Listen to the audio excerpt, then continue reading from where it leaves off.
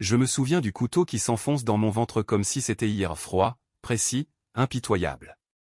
Le sang chaud qui coule, le goût métallique dans ma gorge, et le visage de ma sœur, Élise, déformé par un rictus de triomphe alors qu'elle murmure « Enfin, l'héritage est à moi ». J'étais morte ce soir-là, dans notre appartement haussmannien de Paris, trahi par la chair de ma chair pour un misérable pactole familial.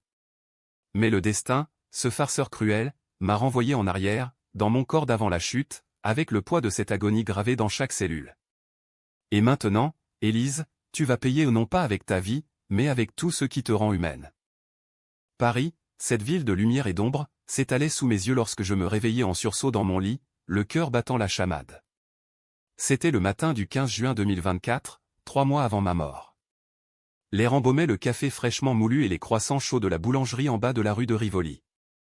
Mon reflet dans le miroir de la salle de bain me renvoyait l'image d'une Juliette de 32 ans, encore intacte, cheveux châtains cascadant sur mes épaules, yeux verts hérités de notre mère défunte, et ce sourire confiant que je portais comme un masque. Mais à l'intérieur, c'était l'enfer. Les souvenirs de ma précédente vie au nom, de ma mort me submergeaient comme une vague toxique. Élise, ma grande sœur aînée, celle que j'avais idolâtrée depuis l'enfance, m'avait poignardé dans le dos. Littéralement. Tout avait commencé par l'héritage. Notre père, un magnate de la finance parisienne, avait légué sa fortune colossale à un empire immobilier et des actions en bourse valant des centaines de millions d'euros à moi seul, sale fille prodige, comme il m'appelait. Élise, l'aînée de 35 ans, n'avait reçu que des miettes, un appartement modeste dans le Marais et une rente annuelle ridicule. Elle, qui avait toujours vécu dans mon ombre, rongée par la jalousie, avait ourdi un plan machiavélique. Avec son amant, un avocat corrompu nommé Laurent, elle m'avait attiré dans un piège, une soirée soi-disant festive pour célébrer notre lien fraternel. Au lieu de ça, du poison dans mon verre pour me désorienter, puis le couteau. Et ce soir-là, avant l'acte fatal, j'avais surpris sa conversation téléphonique avec Laurent, j'espère que Juliette s'écrase pour que j'aie son argent. Elle ignorait que j'écoutais, caché derrière la porte de la cuisine. À présent, revenu d'entre les morts, je n'étais plus la Juliette naïve, la galeriste d'art qui passait ses journées à flâner dans les salles du Louvre ou à négocier des toiles impressionnistes pour des collectionneurs snobs. Non. J'étais une ombre vengeresse, un fantôme dans la peau de ma propre vie. Mon premier réflexe fut de vérifier le testament, intact, bien sûr. Père n'avait pas changé d'avis. Élise, elle, continuait son petit jeu de sœur aimante, m'appelant tous les matins pour des futilités ou « As-tu mangé, ma chérie ?» tout en complotant dans l'ombre. Je le savais, parce que j'avais vécu la fin du scénario. Cette fois, je réécrirais l'histoire. Pas avec des armes, oh non. La vengeance, la vraie, est un art subtil, un poison lent qui ronge l'âme avant le corps. Et Paris, avec ses ruelles labyrinthiques et ses secrets enfouis sous les pavés, serait mon théâtre. Les jours suivants furent un tourbillon de feinte normalité. Je me rendis à mon travail chez la galerie d'art du quartier Saint-Germain-des-Prés, où les tableaux de Monet et Renoir semblaient se moquer de ma duplicité intérieure. Mes collègues, ces intellectuels parisiens aux foulards en soie et aux cigarettes éternelles, ne se doutaient de rien. « Juliette, tu as l'air changé » me lança Sophie, ma meilleure amie et associée, en sirotant un espresso à la terrasse du Café de Flore. Plus intense. Je souris, un sourire qui masquait la tempête. Juste un peu de fatigue, chérie. Les nuits blanches à rêver d'héritage. Elle rit, ignorant que ces mots étaient une bombe à retardement. Mais la nuit, seul dans mon appartement surplombant la Seine, je traçais les plans. Élise avait des faiblesses, son addiction au luxe, son amant Laurent qui la manipulait autant qu'elle le faisait, et surtout, ce secret qu'elle croyait enterrer notre enfance volée. Père nous avait élevés dans l'opulence du 16e arrondissement, mais Élise avait toujours été la rebelle, celle qui dépensait sans compter, qui collectionnait les dettes comme des trophées. J'avais passé ma jeunesse à la couvrir, à falsifier des chèques pour elle, à mentir à Père sur ses frasques. Et en retour, un couteau dans les tripes. Non. Cette fois, je déterrais ses squelettes. Le premier pas, infiltrer son cercle. Je l'invitais à dîner, un soir pluvieux de juillet, dans un bistrot caché près de la place des Vosges. L'odeur de coq au vin et de fromages affinés emplissait l'air, tandis que les violons d'un quatuor jouaient une mélodie lancinante de Ravel. Élise arriva en retard, comme toujours, moulée dans une robe Chanel rouge sang qui hurlait de « Regardez-moi ». Ses cheveux blonds coupés au carré, ses lèvres peintes en écarlate où elle était la quintessence de la Parisienne fatale. « Ma petite Juliette. Tu m'as manqué » s'exclama-t-elle en m'embrassant sur les deux joues, son parfum Chanel numéro 5 me donnant la nausée. Je feignis l'affection, commandant une bouteille de Château Margaux pour noyer mes soupçons dans le vin. Au fil du repas, je la sonnai subtilement. « Élise, et si on parlait de l'héritage » Père était clair, mais... Je me sens seul avec tout ça. Ses yeux s'allumèrent d'une lueur vorace, vite masquée par un soupir théâtral. « Oh, ma chérie, c'est trop pour une seule personne. Peut-être devrions-nous partager ?» Laurent connaît un notaire discret. Bingo. Laurent. L'avocat aux mains sales, qui avait rédigé de faux documents pour détourner des fonds paternels. Dans ma vie précédente, il avait été l'instigateur du meurtre, fournissant le couteau et l'alibi. Cette fois, je les ferai imploser de l'intérieur. Les semaines passèrent en un balai de mensonges. Je commençai à consulter Laurent, prétextant des doutes sur le testament. Son bureau, au cœur du quartier des affaires de la Défense, puis l'ambition rance, dossiers empilés, whisky écossais sur le bureau, et ce sourire carnassier quand il me vit entrer. « Mademoiselle Duval, quel plaisir. Votre sœur m'a tant parlé de vous. » Tant parlé ? Sans doute de comment me liquider. Nous discutâmes des aménagements légaux ou des clauses pour protéger la famille. Je hochai la tête, enregistrant chaque mot sur mon téléphone caché dans mon sac. Preuve numéro 1, sa voix enregistrée promettant de falsifier des signatures. Mais ce n'était que le début. La vraie arme serait la révélation de son passé. Laurent avait été impliqué dans un scandale de blanchiment d'argent pour la mafia corse, un secret qu'Élise ignorait. J'avais fouillé les archives numériques de Père, avant ma mort, et je les avais gravées dans ma mémoire. Bientôt, je glissai des indices à Élise. Une lettre anonyme dans sa boîte aux lettres, ton amant cache plus que des roses. Elle me confia son trouble lors d'un thé au Ritz, ses mains tremblant sur sa tasse de Darjeeling. Juliette, je crois que quelqu'un nous espionne. Laurent. Il a des ennemis. Je posai ma main sur la sienne, feignant la compassion. Nous sommes des sœurs, Élise. Je te protégerai. Intérieurement, je riais. La paranoïa s'installait, comme un ver dans la pomme. Puis vint la décision controversée, celle qui me rongerait l'âme même dans cette seconde vie. Pour accélérer la chute, je dus sacrifier un innocent ou du moins, le faire croire. Sophie, ma fidèle Sophie, avait toujours envié ma position à la galerie. Dans ma vie passée, elle m'avait soutenu jusqu'au bout. Mais ici, pour semer le doute, je l'accusais subtilement auprès d'Élise d'avoir volé une toile de valeur ou une petite Vénus de Botticelli estimée à 200 000 €. Un mensonge forgé de toutes pièces, avec un faux email tracé jusqu'à son ordinateur. Élise, avide de division, sauta sur l'occasion. Voyons, Juliette, ta meilleure amie est peut-être plus qu'une voleuse. Sophie fut licenciée, en larmes dans mon bureau, me suppliant, pourquoi, Juliette? Que ai-je fait? Je détournai le regard, le cœur serré. C'était nécessaire. La vengeance exige des sacrifices, et le mien était de devenir le monstre que je combattais. Paris automnal, avec ses feuilles mortes jonchant les Champs-Élysées, devint le décor de ma toile vengeresse. J'orchestrai une rencontre accidentelle entre Élise et un ancien associé de Laurent, un Corsicain tatoué nommé Marco, que j'avais contacté via des canaux obscurs du dark web. Marco, rancunier, lâcha des bribes sur le blanchiment, ton homme a volé des millions à nos familles. Élise rentra pâle comme un linge, me appelant en pleine nuit, Juliette, aide-moi. Laurent. Il m'a menti. Je feignis l'horreur, mais intérieurement, je jubilais. Le couple se fissura, dispute violente dans leur appartement du Marais, que j'espionnais via une caméra cachée dans un bouquet de fleurs amicales. La tension montait, palpable comme l'humidité du brouillard sur la Seine. Élise commença à boire, ses appels nocturnes dégoulinant de vodka et de regrets, je t'ai toujours aimé, tu sais. C'est juste. La vie est injuste. Injuste? Elle n'avait vu que l'ombre de l'injustice. Je répondais avec douceur, enfilant le masque de la sœur parfaite, tout en tissant le filet final. Laurent, sentant le vent tourner, tenta de me soudoyer lors d'un déjeuner au Fouquet's, reconsidérer le testament, Mademoiselle Duval. 50 millions pour vous, et nous oublions tout. Je souris, signant un faux accord sur une serviette en papier. En réalité, c'était un piège, le document, rédigé par un notaire complice, un vieil ami de Père, déclenchait une enquête fiscale automatique sur ses comptes. Le climax approchait, électrique, comme l'orage qui gronde sur Montmartre.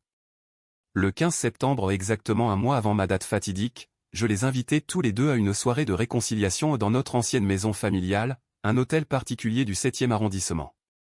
Les lustres en cristal scintillaient, les domestiques servaient du foie gras et du champagne d'homme Pérignon, mais l'air était chargé de soufre. Élise arriva la première, les yeux rougis, serrant un mouchoir. « Juliette, je suis désolé pour tout. Peut-être devrions-nous brûler ce testament ensemble ?» Son ton suppliant masquait encore la vipère. Laurent suivit, cravate de travers, sueur perlant sur son front. « C'est une folie, Élise. Juliette, écoutez-moi. » Mais je levai la main, et la pièce s'assombrit. D'un geste, j'activai le projecteur, des vidéos, des enregistrements, des documents scannés ou tout le dossier sur leur magouille, le blanchiment, les faux, et pire, une vidéo granuleuse d'Élise, dans ma vie passée, enfonçant le couteau. Comment ?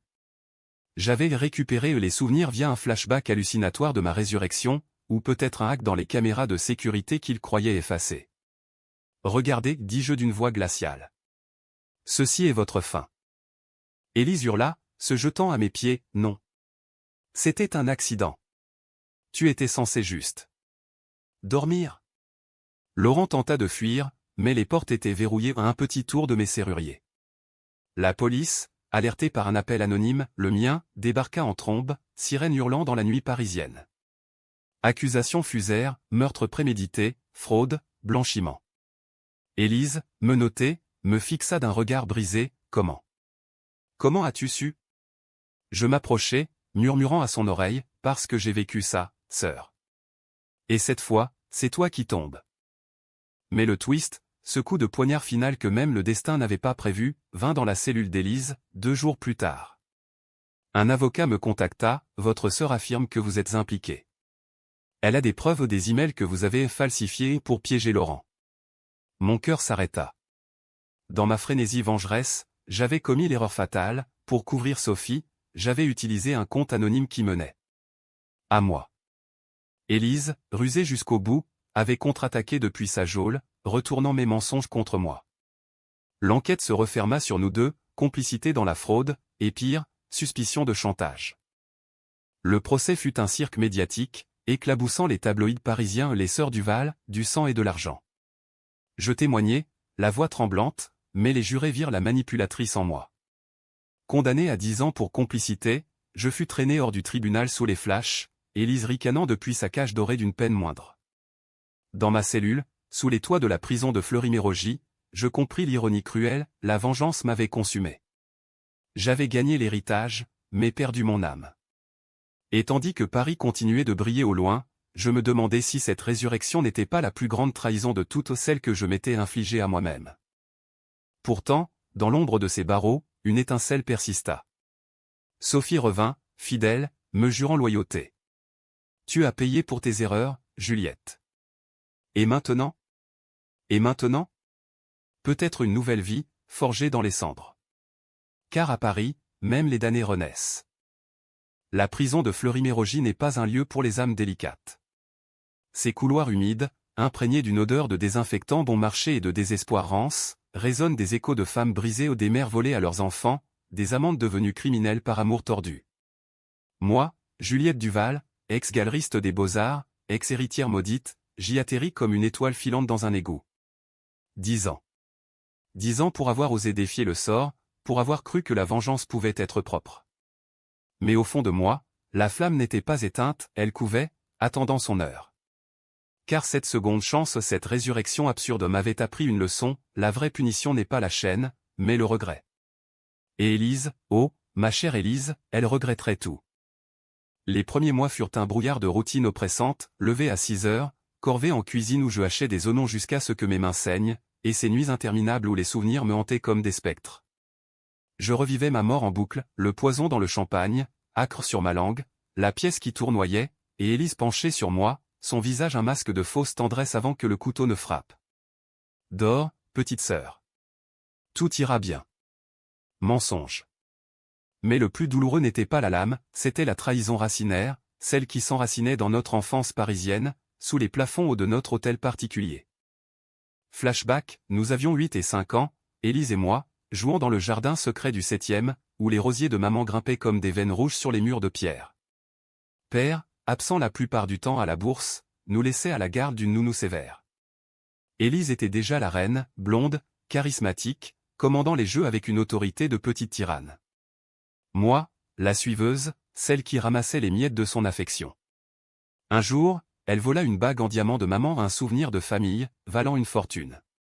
Prise sur le fait, elle pleura, me supplia, dit que c'est toi, Juliette. S'il te plaît. J'obéis, encaissant la punition, une semaine sans sortie, des larmes étouffées dans mon oreiller. Père me crut, bien sûr, j'étais la gentille. Élise me promit la lune en échange. Mais la lune, elle ne la donna jamais. Ces souvenirs, que j'avais réprimés dans ma première vie, affluaient maintenant comme un torrent. Ils expliquaient tout, sa jalousie viscérale, mon rôle de bouc émissaire éternel. Dans la cellule, partagée avec une gitane nommée Rosa ou une pickpocket au tatouage fleuri et au rire rauque, je murmurais ces histoires la nuit. Rosa, avec son accent marseillais chantant, hochait la tête, la famille, c'est le pire poison, ma belle. Mais toi, t'as du feu dans les yeux. Utilise-le pour brûler, pas pour te consumer. Elle avait raison. Ma vengeance n'était pas finie, elle évoluait. De l'extérieur, grâce à Sophie qui gérait mes affaires légales, je pouvais encore manœuvrer. Sophie devint mon ange gardien. Chaque visite conjugale, dans la salle aux vitres blindées, elle glissait des nouvelles. Élise, libérée sous caution pour bonne conduite après seulement 6 mois, avait dilapidé sa part de l'héritage en fêtes extravagantes et en amants de passage. Laurent, lui, croupissait encore, son cabinet dissous par le scandale. Elle te hait, Juliette, me dit Sophie un après-midi pluvieux d'octobre 2025. Elle raconte à qui veut l'entendre que tu l'as piégée par pure malveillance. Je ris, un rire amer qui fit sursauter le gardien. Quelle haïs. La haine est mon carburant. Mais la prison forge aussi des alliances inattendues. Rosa, qui avait des contacts dans le milieu, des cousins à la sûreté, des oncles dans les bas-fonds de Belleville, m'introduisit à un réseau souterrain de détenus. Parmi elles, une ancienne comptable nommée Claire, experte en fraude fiscale, qui avait détourné des millions pour un politicien véreux. Ton problème, c'est les emails, me confia-t-elle lors d'une lessive collective, frottant des draps grisâtres. Élise les a utilisés contre toi. Mais on peut les effacer, ou les retourner. Plan Naki, une cyberopération low-tech, via un téléphone smudgé par Rosa. Claire, avec ses connaissances, effaça les traces numériques pointant vers moi, les redirigeant vers un compte fantôme lié à Laurent. Preuve inversée. La justice, cette machine lente et corrompue, rouvrit l'enquête. Soudain, Élise se retrouva à nouveau inculpée pour parjure. Dehors, Paris bouillonnait sans moi. Sophie m'envoyait des coupures de presse, scandale Duval, la sœur aînée impliquée dans un nouveau twist. Élise, acculée, tenta le chantage ultime, elle contacta la galerie, menaçant de révéler des secrets sur mon passé aux ces faux chèques que j'avais couverts pour elle adolescente. Mais Sophie, loyale, avait anticipé, nous avions nettoyé les archives, transformant les preuves en fumée. La décision controversée revint alors, devais-je laisser Rosa et Claire impliquées plus profondément? Elle risquait des années supplémentaires. C'est pour la famille, dis-je à Rosa, mais au fond, c'était pour moi. Égoïste, oui. Parisien, dans sa cruauté raffinée. Noël approcha, et avec lui, une permission spéciale pour raison familiale. Ironie du sort, je sortis pour une journée, escorté par un gardien taciturne, pour confronter Élise lors d'une médiation judiciaire. Nous nous rencontrâmes dans un café anonyme près de la gare de Lyon, sous un ciel de plomb. Elle avait maigri, ses yeux injectés de sang, mais son arrogance persistait. Tu crois m'avoir eu, petite sœur? J'ai encore des cartes. Elle glissa une photo sur la table, moi, enfant, signant ses chèques. Père le savait. Il t'a choisi pour ça parce que tu étais faible. Le choc me traversa comme un courant. Père savait? Dans ma mémoire ressuscitée, des fragments affluaient, ses regards complices, ses silences quand Élise dépensait. Il m'avait manipulé, nous toutes, pour son empire. Rage nouvelle. Je renversai le café, tachant la photo. Faible? Non, Élise. J'étais loyal. Toi, tu n'as jamais su ce que c'était. Le gardien intervint, mais le mal était fait. Élise, hystérique, avoua tout à la médiatrice ses dettes, ces mensonges, le plan du meurtre. Enregistrement diffusé aux médias. Chute libre. Pourtant, dans cette victoire amère, le twist personnel me frappa. Rosa, mon alliée, fut découverte avec le téléphone. Condamnée à perpétuité pour évasion. Sa dernière lettre brûle pour moi aussi, Juliette. Coupable, je jurais, une fois libre, je la sortirai. Vengeance élargie contre le système, contre père post-mortem. Paris m'attendait, plus sombre, plus mien. Libéré sur parole après 3 ans à un miracle orchestré par Sophie et un avocat flamboyant, je revins à Paris comme un fantôme. La ville avait changé, les néons de la tour Eiffel plus vifs, les rues piétonnes envahies de trottinettes électriques, mais l'essence restait la même, un mélange de glamour et de pourriture. Mon appartement sur la Seine m'attendait, intact, géré par Sophie qui avait transformé la galerie en un bastion anti-Élise. Bienvenue à la maison, dit-elle, m'offrant un verre de Sancerre blanc. Ses yeux, autrefois confiants, portaient maintenant des cernes de vigilance. J'avais trahi sa confiance une fois, je ne le referai pas. Élise, pendant ce temps, avait fui en Belgique, utilisant les restes de ses fonds pour un exil doré à Bruxelles. Les journaux la traquaient, la fugitive du Val, où est la sœur tueuse? Laurent, ruiné, avait tenté le suicide dans sa cellule ratée, bien sûr, les lâches ne meurent jamais proprement. Mais ma vengeance n'était pas assouvie. Elle mutait en quelque chose de plus grand, une croisade contre les Duval, cette lignée de serpents en costume sur mesure. Le secret enterré, celui que père avait emporté dans sa tombe d'or au Père-Lachaise, était la clé. J'embauchai un détective privé, un ex-flic nommé Henri, aux manières bourrues et à l'amour immodéré pour les Calvados normands. Henri creusa, fouillant les archives jaunies de la Banque de France et les lettres codées de père. Découverte, notre père n'était pas le philanthrope qu'il prétendait. Dans les années 80, il avait bâti son empire sur du blanchiment pour la France-Afrique, des diamants sanglants d'Angola, des pots de vin à des dictateurs. Élise et moi n'étions que des pions dans son jeu, elle, l'a dissipé pour détourner l'attention, moi, la pure pour laver l'image. Il vous a sacrifié toutes les deux, grogna Henri lors d'un rapport aux zinc du Procope. Le testament? Un piège pour vous forcer à vous entretuer. Éclair de lucidité. Ma mort n'était pas seulement la jalousie d'Élise, c'était l'héritage empoisonné de père. La décision controversée frappa alors, révéler tout au public, ou le garder pour moi. Publier signifierait ruiner la réputation familiale, exposer des innocents ou des employés, des cousins éloignés. Mais le garder? C'était perpétuer le cycle. Je choisis le chaos. Avec Henri, nous fîmes fuiter les documents à Mediapart, ce fleuron du journalisme d'investigation parisien. Scandale immédiat, Empire Duval, le lavage de cerveau familial. Les actions plongèrent, les créanciers affluèrent. Élise, traquée à Bruxelles, fut extradée dans une opération spectaculaire, hélicoptère survolant la mannequin Pi, menottes cliquetant sous les flashs. Le face-à-face final eut lieu dans une salle d'interrogatoire du quai des Orfèvres, sous les yeux froids d'un juge. Élise, enchaînée, avait perdu son éclat, cheveux ternes, peau cireuse, mais ses yeux lançaient des dagues. Tu as gagné, Juliette. Mais à quel prix? Père rit de nous, là-haut. Je m'approchai autant que les barreaux le permettaient. Père est en enfer, Élise. Et toi, tu y vas la première. Elle cracha, tu m'as volé ma vie. J'étais l'aîné, merde. Fou rire nerveux. Volé? Tu m'as tué. Pour de l'argent sale. Twist inattendu, au milieu de l'interrogatoire, un appel Rosa, libéré par un vice de procédure que Claire avait saboté depuis l'intérieur. Je suis dehors, ma belle. Grâce à toi. Larmes. Ma vengeance avait sauvé une vie. Mais Élise, sentant la défaite, lâcha la bombe, il y a un autre testament. Père m'a tout laissé, en secret. Tu n'as rien. Mensonge? Vérité? Henri vérifia, vrai. Un codicile caché, daté de ma trahison enfantine. L'empire était sien, conditionnel à ma disparition. Dévasté, je sortis dans la nuit parisienne, la pluie lavant mes joues. Sophie m'attendait sur le Pont-Neuf, quoi qu'il arrive, tu as ta liberté. Oui. La vraie héritage n'était pas l'argent, mais la résilience. Élise pourrirait, contestation ou non. Et moi? Je renaquis, enfin. Les mois suivants furent une danse macabre sur les ruines de l'Empire Duval. Avec le codicile révélé, les tribunaux devinrent un cirque, avocats en perruque poudrée hurlant des objections, juges aux airs blasés sirotant du café tiède. Élise, gonflée d'une arrogance retrouvée, paradait en audience comme une diva déchue, son tailleur Armani criant « Je suis innocente ».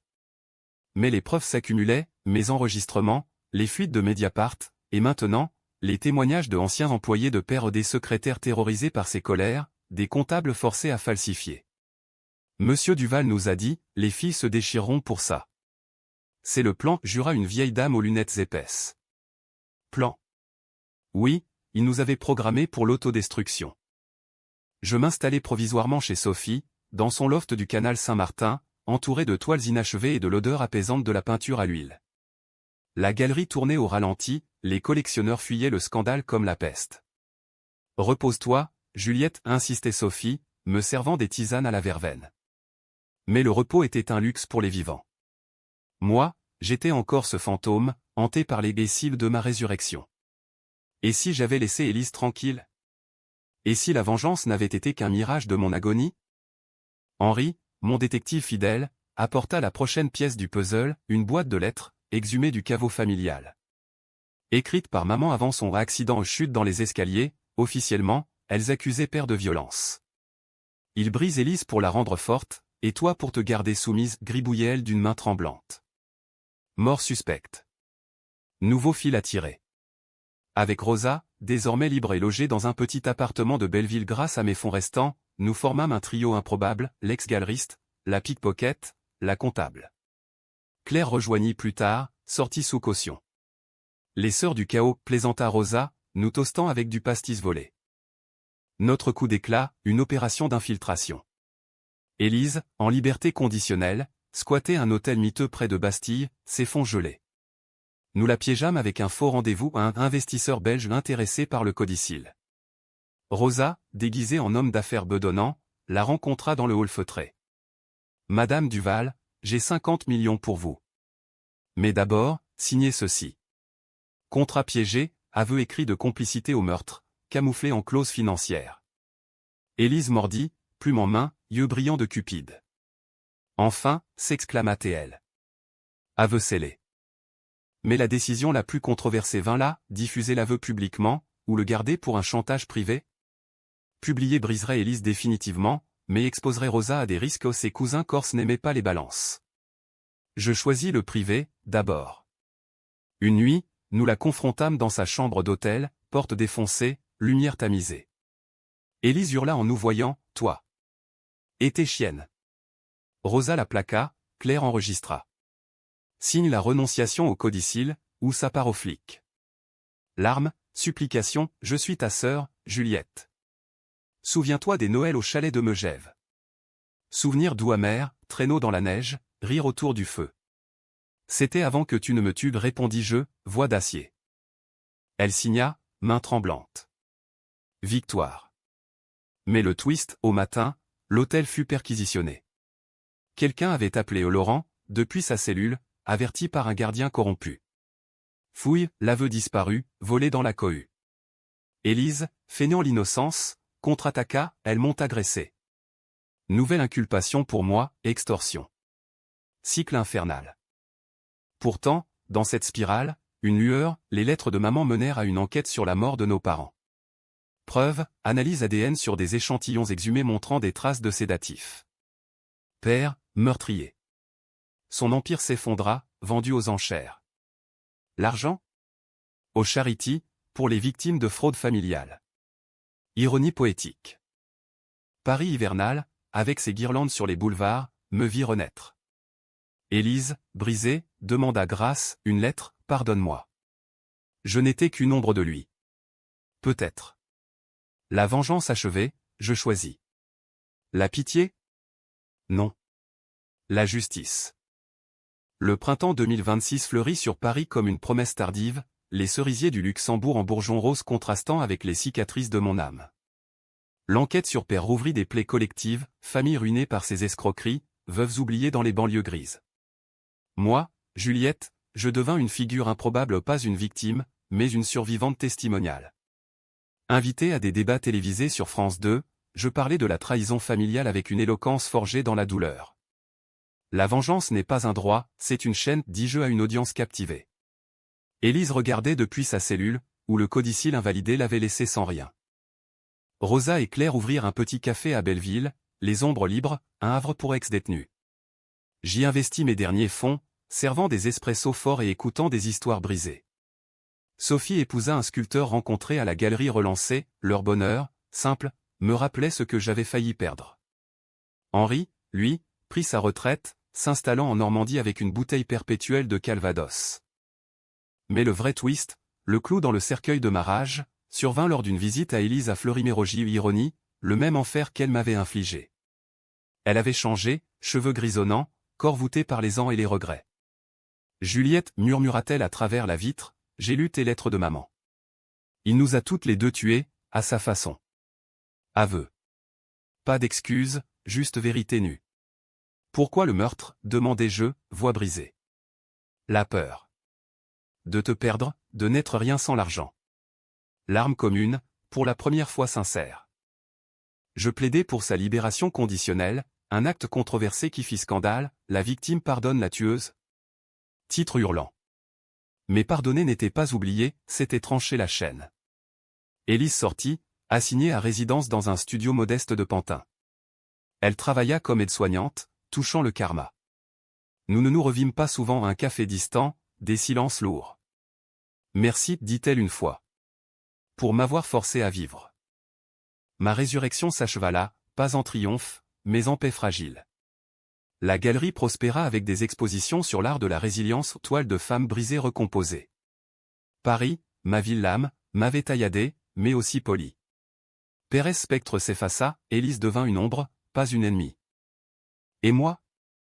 Je marchais le long de la Seine au crépuscule, le vent portant des bribes de Debussy des terrasses. Morte une fois, revenue, vengée. Vivante, enfin. La fin?